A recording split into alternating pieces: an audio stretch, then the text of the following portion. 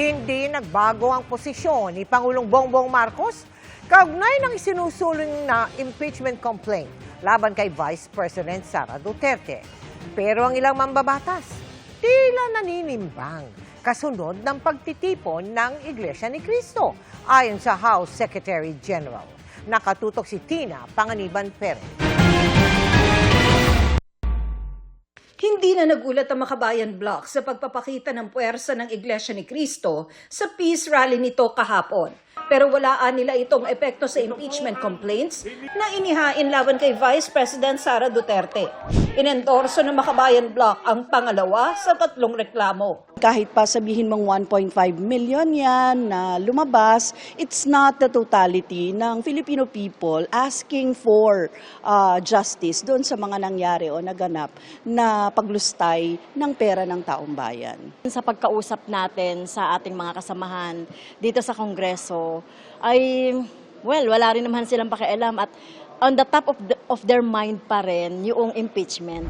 Ang mga impeachment complaint na magkakasunod na inihain noong Disyembre, nakabinbin pa rin ngayon sa Office of the Secretary General ng Kamara. Sa ngayon, hinihintay pa raw ng Office of the Secretary General ang paghahain ng fourth impeachment complaint laban kay VP Sara. Ang target daw ng mga kongresistang nasa likod nito ay makakuha ng endorsement nang hindi bababa sa 103 na kongresista o 1/3 ng lahat ng miyembro ng Kamara. Pero sabi ni House Secretary General Reginald Velasco, matapos daw ang rally ng INC, tila naninimbang ngayon ang ilang mambabatas. Let's wait and see, especially with the rally of the Iglesia ni Cristo. No?